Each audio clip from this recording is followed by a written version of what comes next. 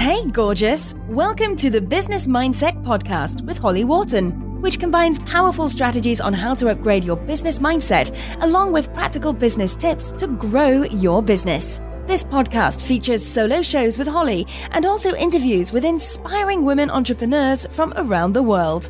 Thank you so much for joining us today. And now, here's your host, Holly Wharton.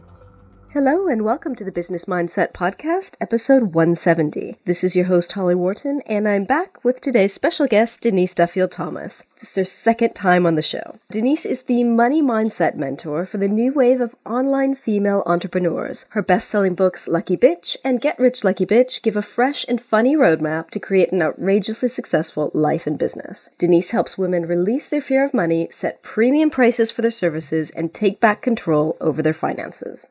Welcome, Denise. Hey, Holly. Wow, 170 episodes. Congratulations. Yeah, thank you.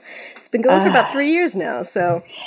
And you know what, people listening, 170 episodes doesn't just happen by accident. That's a lot of hustle and organization and, yeah, congrats. Thank you. So... I'm sure, you don't need too much of an introduction here. Listeners are going to be familiar with you already. So just as a quick recap, can you tell us, how did you get into this whole money mindset thing? Sure. Well, if I look back at my life, I was always destined to work in mindset in some way. And I don't say that lightly, but even as a kid, I was very interested in personal development, and I was always volunteering to be a mentor or a leader in some way, even as a kid. And when I was 14, I went into this secondhand bookshop, which I used to go to all the time after school, and I used it as a library. I never bought books. I just stood around in the aisles and read them. And I found this tiny little book, a little red book, and it was called The Magic of Believing by Claude Bristol. And that was my first, personal development book. And it was really about the law of attraction, even though he didn't really talk about it in those words. And a lot of books like that from that era were very much written for a businessman, like how to get along, how to get better at work, how to influence people at work. But it really opened my mind to what you could do with a changed mindset. And I kind of got a little bit addicted, and I started reading about goal setting and journaling and all this kind of stuff as a teenager. And it really made me determined to live a different life to my family growing up. And I was always known as the kid who was the book pusher. I was like, you've got to read this book. And until I think my friends' parents realized that I wasn't literally pushing drugs onto them, I was like, hey, let's do this goal setting thing. Or we called it being brave. I actually didn't know. It was like, let's be brave. Let's do this thing together. So I was always a motivator. I was always someone who wanted to encourage other people. So it was honestly a really natural transition for me to do that. But I spent most of my 20s when I got into the world of work going into, I was working in consulting, and we did leadership training and, that kind of masculine way of it. And for me, I was successful at it, but I couldn't make any money out of it. And it wasn't until I realized that there were these things called money blocks. And, there was some stuff around money. It wasn't just so easy that you could go, oh, money loves me every day as an affirmation. You actually had to dig deeper and find out, why you were resisting money and what this whole thing was about. So I decided to focus purely on money, and I resisted it for a long time. And anyone listening who has had a calling kind of knock on your shoulder, I was like, oh my God, universe, I am not going to be the money girl. No, go find someone else. This is not my calling. I'm not qualified. I'm not ready. I'm not good enough. I'm not blah, blah, blah. And it took me a long time to really realize that it's okay. You can accept your calling. That does not mean that you have to be the expert of all experts in that calling. If that is a true calling for you, then you can be okay with contributing to the conversation, to being part of it. And then I went, oh my God, I can just be one voice of many telling women that they can earn more and be more. I don't have to be Susie Orman. And you don't have to I can be my own vision. No, exactly. The calling isn't a requirement to be perfect. Absolutely. So that's a very long answer to your question, Holly, but that's how I got into money mindset. It was a calling, and it was a process over a long, long time for me. And how did you know that that was your thing? So, you said that this kind of came up for you, you resisted it. And what was kind of the spark that told you that you were the money mindset person? I don't know if there was one thing, but I think it was, it's really hard to say, because sometimes when you feel a calling, you feel it in your gut, you feel it in your brain, you know, you're drawn to it, you're scared of it. All those things kind of combine, and it's very confusing until you accept the calling. I think it's very confusing because you're like, oh, if this is really what I'm supposed to do, why am I terrified?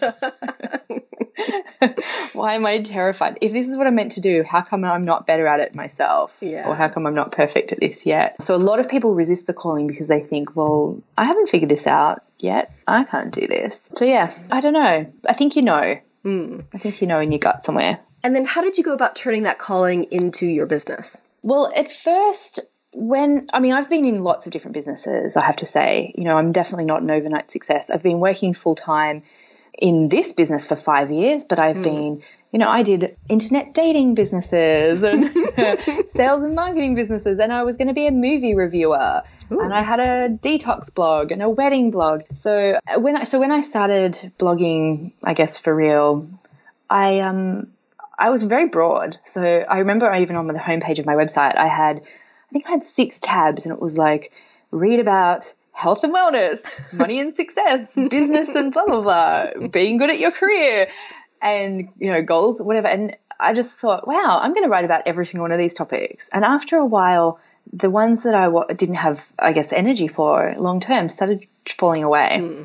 And very naturally, because I was showing up every single week saying, no matter what, I'm putting out a newsletter and an article every single week. I think when you do that, when you get into the rhythm of the work, some things will naturally fall away, and you just have to give yourself permission to do that. You know, I actually created, I don't know if you know this, Holly, but I created a Lucky Bitch soulmate course a couple of years ago. and I wrote a book. I had a Lucky Bitch soulmate book, and I had a team working on it, doing editing and graphic design and all this kind of stuff. So I spent probably like about $4,000 or $5,000 on getting this book up and running. And then I just went, that's not my thing.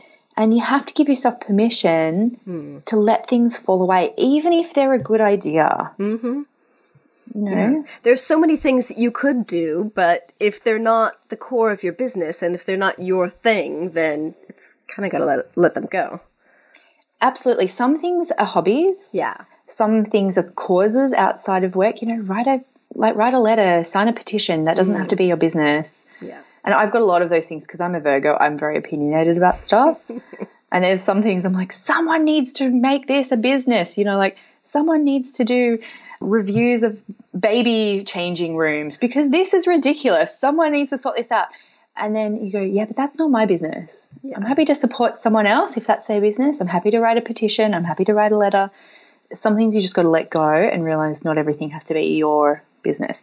Now, I just have to warn you, Holly, I'm just going to fill up my water from my water jug. Sure. So if you hear it trickling, it's not me going to the toilet and multitasking. It's me filling up my jug of water from my office. That's perfect. Okay, all done. Okay, so one of the main things I wanted to talk to you about today was how upgrading your money mindset can transform your business mindset and change your business. So what kinds of money mindset stuff do you see coming into play with people in terms of business mindset? Yeah, absolutely. Well, there's a couple of things, and people might think that mindset stuff can be a bit airy-fairy, so I want to try and give you practical examples where possible. And one thing that I've noticed recently is this thing of people hiding away their gifts and talents and not actually having anything for people to buy from them. And a perfect example, I do this myself. This is so weird. Someone messaged me on Facebook and said, hey, Denise, is there like a trick to finding the sales page for your bootcamp? Like, is there some sort of secret that I need to unlock here? Because I can't find it on your website. And I was thinking, well, it's there, but it wasn't really obvious. So I was like, okay, I need to go put that on the navigation. And that might sound really stupid, right? But how many people listening, if you go to your website, there's literally no way for people to find out about what you do, how to book with you, anything. So, you know, that's a mindset thing that translates into something very practical. The mindset thing could be something like, nobody wants what I have. And you perpetuate it by hiding. Or someone said something recently that their dad said, oh, I can't believe you're making money off all of these people. And so if you've got a mindset that sales is a bad thing, that you're actually doing something icky, then you're going to resist that as well, because you're feeling like anyone who comes to buy from you, you're making money off them in some horrible way. So, that can translate into very practical things of hiding away, sabotaging your business by not having ways for people to pay you. One thing that I did for a long time, I knew I had broken links on my website and I just ignored them. Of course. Yeah, I was like, I know that sales link's broken, but oh well. Because I had an underlying block of like, well, I'm not allowed to have a business that's easy for me. It's like it's not okay for people to work really hard and for me just to talk on the phone to people. That's not a real business. And so the block can translate into you acting in very strange ways. Things that seem on the outside completely weird and stupid and little, but the underlying thing can be, I have to work hard to make money. I'm not allowed to do this. This is inappropriate for me to make money this way. I must be doing something bad and icky and whatever. And then it just translates into, oh, well, I'm just not going to show up. Another really common one I see is when people give, and then they never even just make the slightest action to receive in return. And a perfect example of this is people who do like angel card readings and things. I see this all the time, where they'll post in a group and say, hey guys, I've got 15 minutes. I'd love to give some free angel readings. All they would need to do at the end of that is to say, look, I can only do 10, but if you ever want a full reading with me, just click here. But they never do the second step. Because they feel like they have to give and they're not allowed to receive in return. So, And then people just have to read their minds and figure out how to work with them. Exactly. Exactly. So if, say, for example, you send out a newsletter or a blog every week or whatever, just write at the end, and here's how you can work with me. Not everyone's going to want to, but there will be a certain percentage of people there with that question in their minds. Well, what's next? What do I do now? Can I work with them? Can this person help me? And you're just offering that next step. And a lot of people don't even do that. Yeah, I think that's really, really important. Like you said, the sales page that was invisible. And you've had the boot camp up for how many years now? Like 5 years. Yeah. And so I want people to hear this, right? I've got $1 million business and I still do this shit all the time. Sorry to swear. I still do it. So don't beat yourself up that you're doing this stuff, because we all do it. Yeah. We all do it in some ways, and we're all sabotaging ourselves in some ways. And you just have to catch yourself and give yourself permission to move past it. And I think that's one of the important things that you talk about all the time is new level, new devil. So as you're growing, you're being faced with new blocks that you weren't aware of before because you're at a different level in your business. It is, but, because I heard that new level, new devil thing first from David Nagel. And as I was exploring, I realized it's new level, old devil. Oh, okay. Tell us about that. Because it's the same old stuff that comes up again and again in new ways. So you might find a new layer of it. You might find a new take on an old story that you've had. But it is honestly the same stuff. And I'll give you an example of this too. So say you had a block that you have to work hard to make money. So at the start of your business, when you're first starting out, you make it really hard for people to pay you. Maybe you feel guilty about even charging people. That's a big one, like even going from free to paid. But then say you go on a little bit and you start getting more clients and you start getting busy. The way that exact same block might show up is that you really should be starting to delegate stuff and outsource, but you still insist on doing everything yourself. Maybe you've got the money to outsource, but then you don't, and then you have to pull all-nighters doing things that you have no business doing, like your own IT on your website, for example. So that's how that will play out again. You go to maybe a bigger area in business. So when I hit 6 figures, that same block hit me again, because I was like, well, if I want to double my business, I'll have to work twice as hard. Or if I want $1 million business, I'm going to have to work 10 times as hard.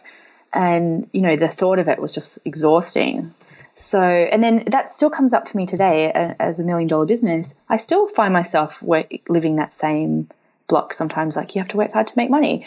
So it's totally new level, old devil. I love that. So it's the same kind of thing showing up in different ways as you upgrade your business. Yes. Yeah. Absolutely. Yeah. So what's kind of your biggest way of discovering these things? So I know through the boot camp, you go through different ways that people can uncover this stuff. But how do you work on your money mindset and business mindset stuff on a day-to-day or week-to-week basis? Yeah, well, I think once you've got the tools, it is easier. And I'm totally happy to share my tools. It's not like a massive, big secret. In the boot camp, I often teach a combination of find out what the money memory is first.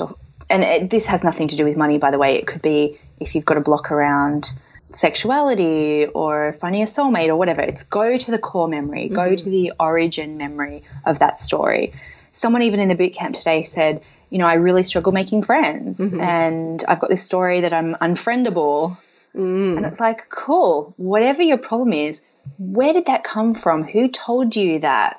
What memories are associated with that story?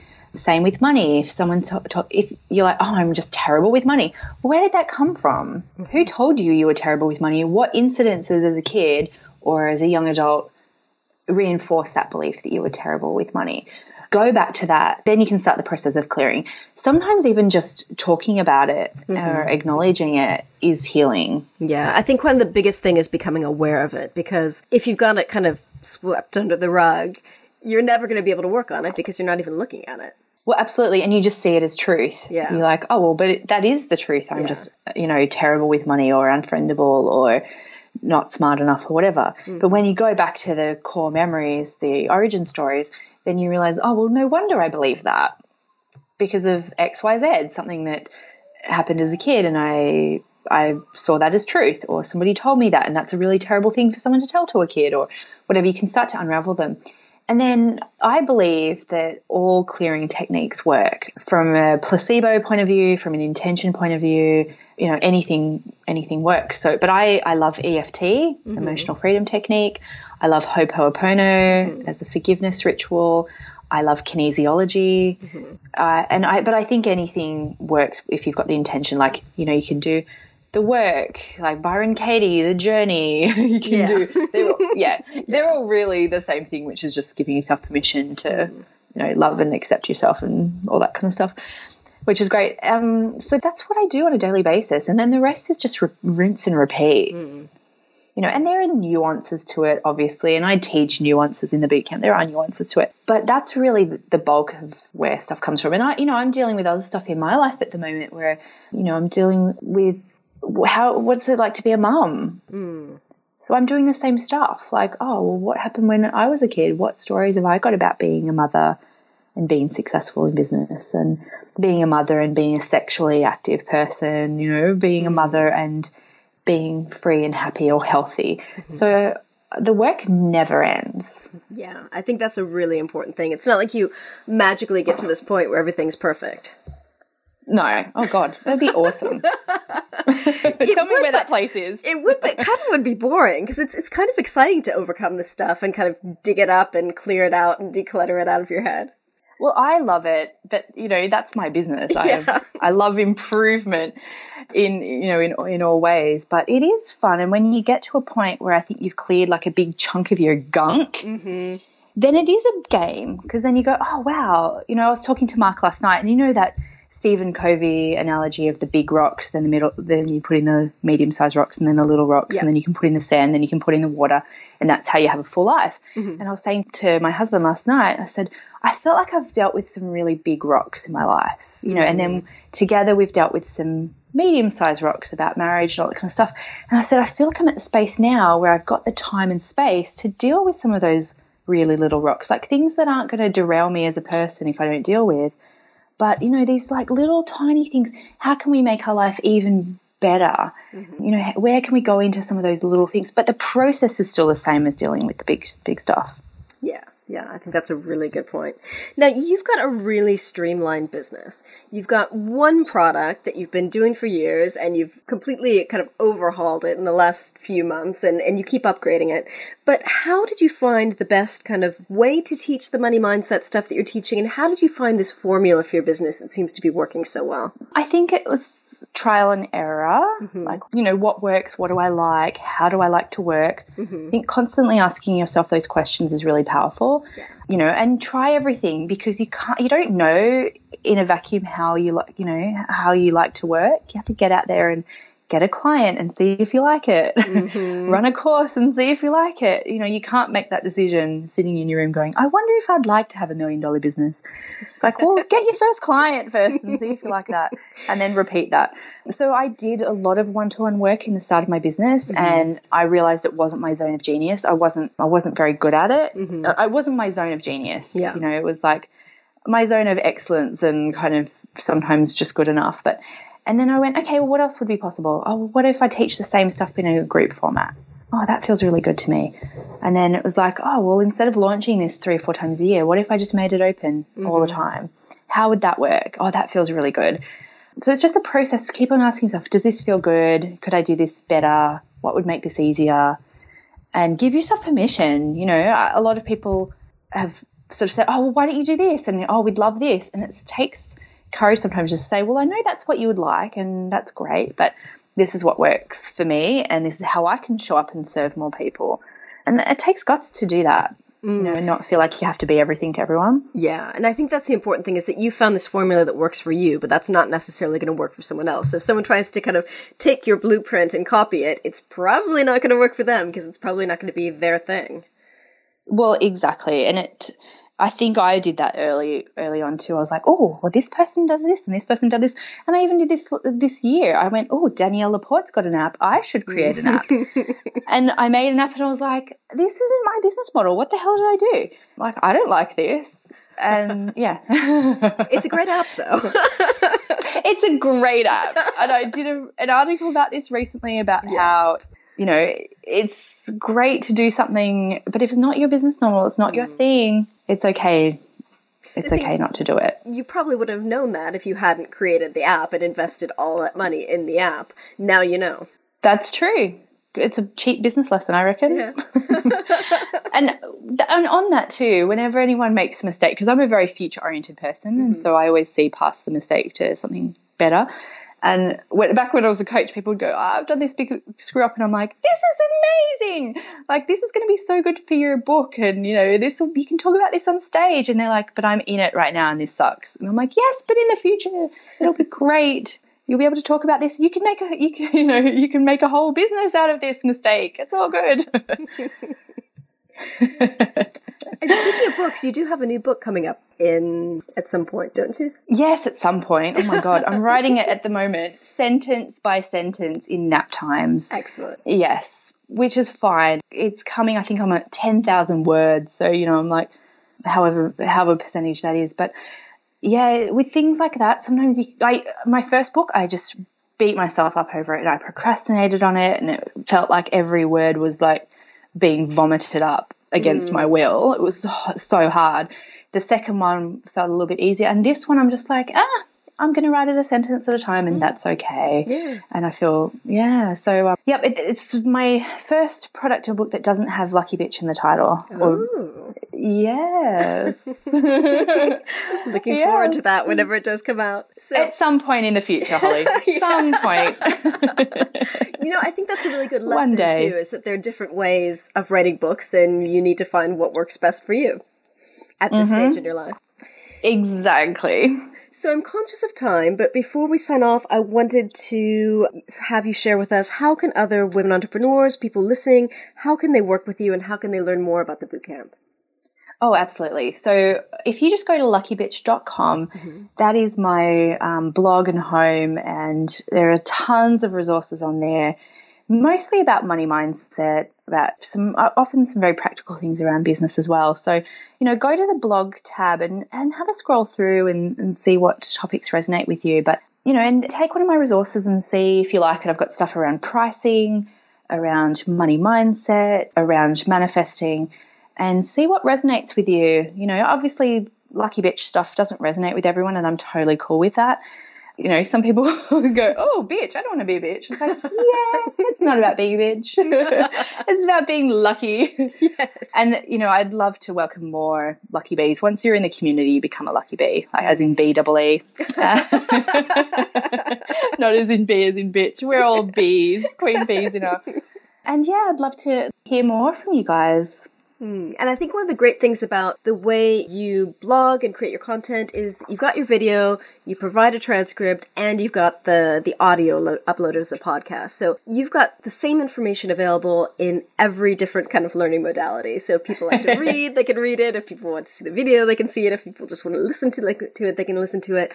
That is an absolutely fantastic model. So anyone and we've just added closed captions as well. Oh, wow. For the videos. Excellent. I was like, excellent. Yeah, and maybe we can talk about that another audio, because it takes a long time to put those processes together. It's trial and error, it's layering things on. So people, you don't have to be like that straight out the gate. Yeah. It takes a while to know the best process for your business. And that's okay, you'll get there. Yeah. Definitely. Excellent. So aside from your website, where can people find you online? What are kind of your favorite social networks to hang out on? Instagram, I'm at Denise DT on Instagram. Twitter, I'm at Denise DT on Twitter. And Facebook, I'm Facebook/Denise DT. Excellent. And I think I'm probably on Instagram and Facebook the most these days. Mm-hmm. And yeah, I'd love to hear any ahas that people have got from this podcast. Great. Well, thank you so much for joining us today. It was great to have you back on the show, and I'm really excited to release this. Thank you, Holly. Take care. Have a lucky day, everyone. Bye. Thank you for listening, and remember to visit hollywharton.com/170 for the show notes on this episode. Thank you. Thanks so much for listening to the Business Mindset Podcast with your host, Holly Wharton. You can find more information about today's episode, including links for topics that were discussed at hollywharton.com. And if you enjoyed this episode, please remember to head over to iTunes and leave a quick review of this podcast. It just takes a minute. Thank you.